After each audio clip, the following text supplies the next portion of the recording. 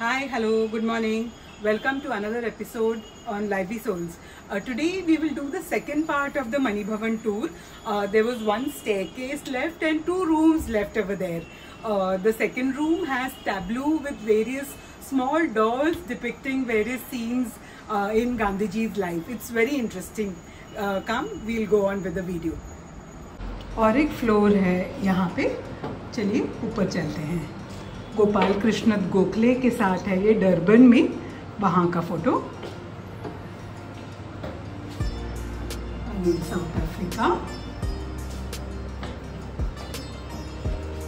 South Africa का सत्याग्रह stable, Kasturba और कस्तूरबा जी और गांधी जी का फोटो है ये। जब मुंबई बॉम्बे रिटर्न किए थे, इंडिया रिटर्न किए थे, बॉम्बे में आए थे, उनका तब का फोटो है ये मार्च, दांडी का सॉल्ट मार्च, वहाँ के और चित्र 1930 बोल रहे हैं ये। Breaking the salt, Dandi, April 6, 1930।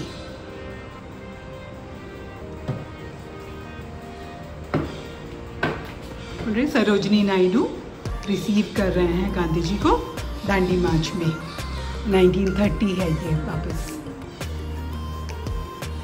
आ गए हम सेकंड फ्लोर पे। यहाँ पे आते आते एक बहुत ही खूबसूरत तस्वीर है गांधी जी की, एकदम उनके रॉ अवतार में, जो जैसे वो सिंपलिस्टिक और एकदम सादा जो अवतार था उनका, उसमें।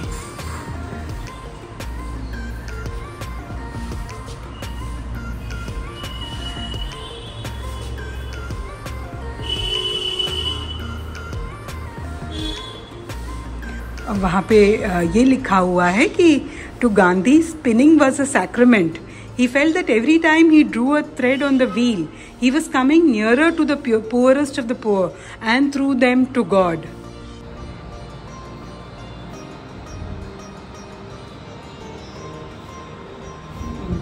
Photographs.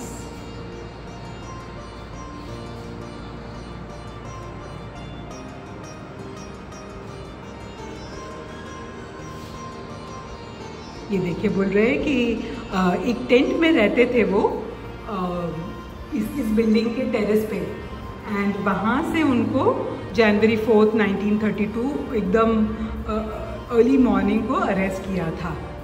वो भी उन्होंने यहाँ पे बना रखा है।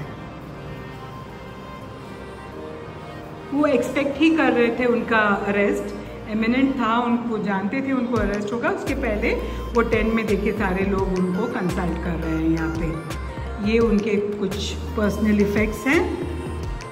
जेल का बोल है उनका, लीव करते थे, गांधी शताब्दी का कोई बैजेस वगैरह है, और कोई डिस्क्रिप्शन नहीं दिया उन्होंने यहाँ पे।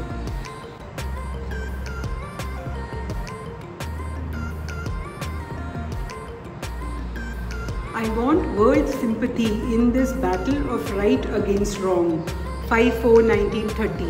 Be truthful, gentle and नहीं समझ में आ रहा है, and fearless. ये उनके हैंड राइटिंग में लिखा हुआ है, एंड उन्होंने गुरुदेव को लिखा हुआ है, I am just stretching my tired limbs on the mattress and as I try to steal a wink of sleep I think of you. I want you to give your best to the sacrificial fire that is being lighted. With love, Gandhi.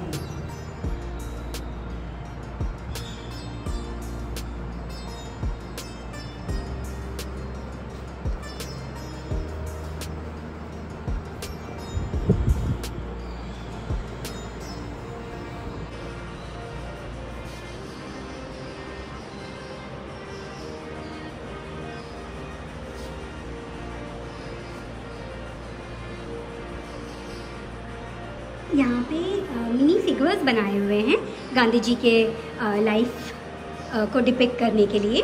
ये बोल रहे हैं कि house in which Gandhi ji was born on October 2, 1869 Porbandar.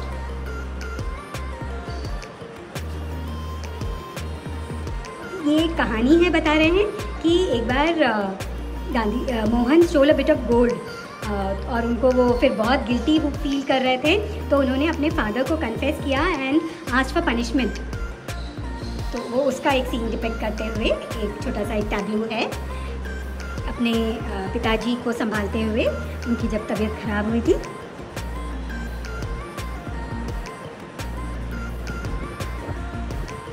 ये जब abroad जा रहे थे तो अपनी माँ का आशीर्वाद ले रहे हैं।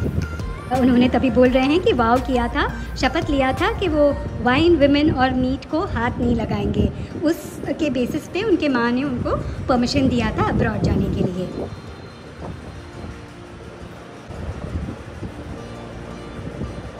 ये जो बहुत प्रसिद्ध और काफ़ी सब लोग जानते ही होंगे ये स्टोरी कि उनको कैसे एक फ़र्स्ट क्लास कंपार्टमेंट से उतारा गया था, क्योंकि एक इंग्लिश पर्सन ने कंप्लेन किया था कि ऐसे एक ब्राउन पर्सन कैसे फ़र्स्ट क्लास में ट्रैवल कर रहा है। बोल रहे हैं कि इस इंसिडेंट के बाद गांधी जी का पूरा लाइफ का कॉर्स ही पूरा चेंज किया। उन्होंने अपनी पूरी राह ही बदल दी जब उनके साथ ये घटना हुई। 1920 में जब लोकमान्य तिलक जी की जो डेथ हुई थी, तभी फ्यूनरल प्रोसेशन का भी एक उन्होंने एक यहाँ पे एक दृश्य रखा है, एक टैब्लू रखा है। गांधी जी ने तब कहा था he is a giant among man and he has fallen, ऐसे कहा था उनके गुजर जाने पे। ये जो उन्होंने ये किया था, बॉयकॉट किया था फॉरेन कपड़े का, एंड 1921 में उसका बॉनफायर किया था, वो दृश्य बता रहे हैं यहाँ पे।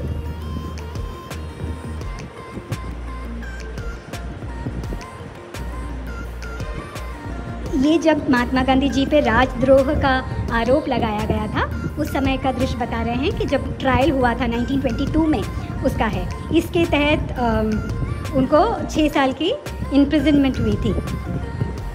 उन्होंने ये कहा था, उन्होंने आप pleading guilty, he said I hold it to be a virtue to be disaffected towards a government which has done more harm to India than any previous system, ऐसे उन्होंने कोर्ट में खड़े होकर कहा था।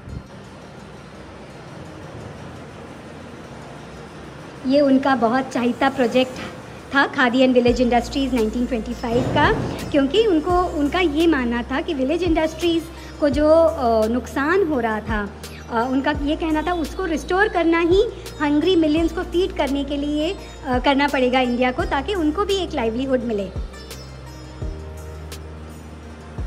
ये उनका फेमस दांडी मार्च 1930 मार्च 12 को, 61 ईयर्स ओल्ड के थे वहाँ पे उन्होंने उस समय, और उन्होंने साबरमती आश्रम से दांडी की तरफ मार्च कर दिया था, ये इनह्यूमन सॉल्ट लॉ को ब्रेक करने के लिए।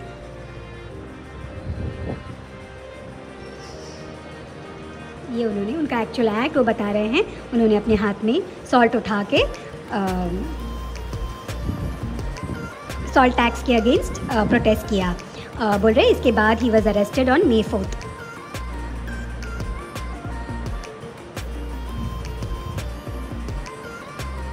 ये प्रिजन में वो बहुत बीमार हुए थे उस समय, बोल रहे कि उनका ऑपरेशन वगैरह किया था, उसका एक तस्वीर है। और ये है हृदय कुंज साबरमती आश्रम में, जहाँ पे वो रहे थे 1917 to 1930। लंदन में किंग से मिले थे वो, इसका एक टैब्लू। वहाँ पे भी वो वर्कर्स के साथ मिले थे 1931 में, और बोल रहे कि किंग्सली हॉल ईस्ट एंड में उन्होंने वर्कर्स के साथ वहाँ पे एक ट्री प्लांट किया था। ऑलमोस्ट 12 वीक्स थे वो वर्कर्स के साथ वहाँ पे।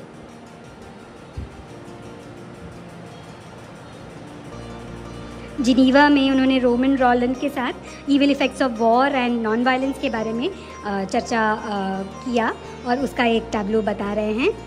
बोल रहे रॉलैंड ने बीथोवन का 5th सिम्फनी प्ले किया था पियानो पर गांधी जी के कहने पे।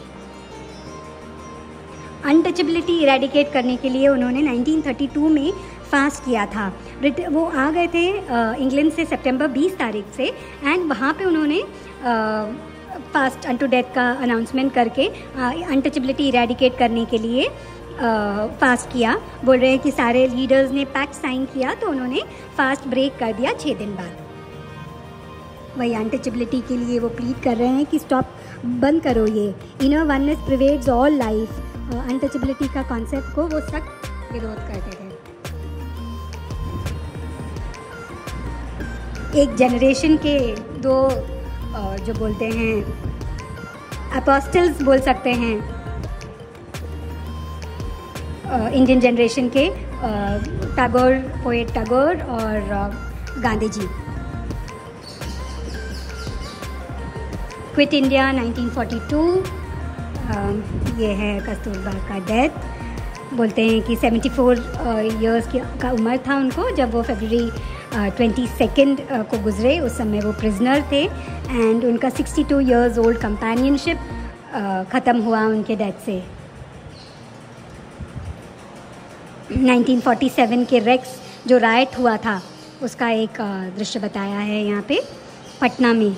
वो गए थे वहाँ पे पटना में उन लोगों को सांत्वना देने के लिए और हिंदूज़ और मुस्लिम्स को साथ में रहने की सलाह दी थी।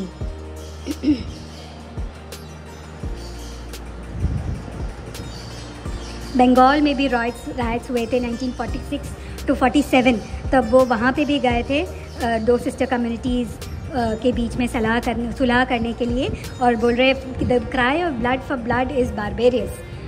नॉन वायलेंस के एकदम प्रोपोनेंट थे वो, तो उनको वायलेंस से तो बहुत ही अगेंस्ट थे वो उसके लिए। तो हर जगह वो पीस का मैसेज लेके जाते थे। ये जो लास्ट सीन है जिनमें उनको गोली मारा गया।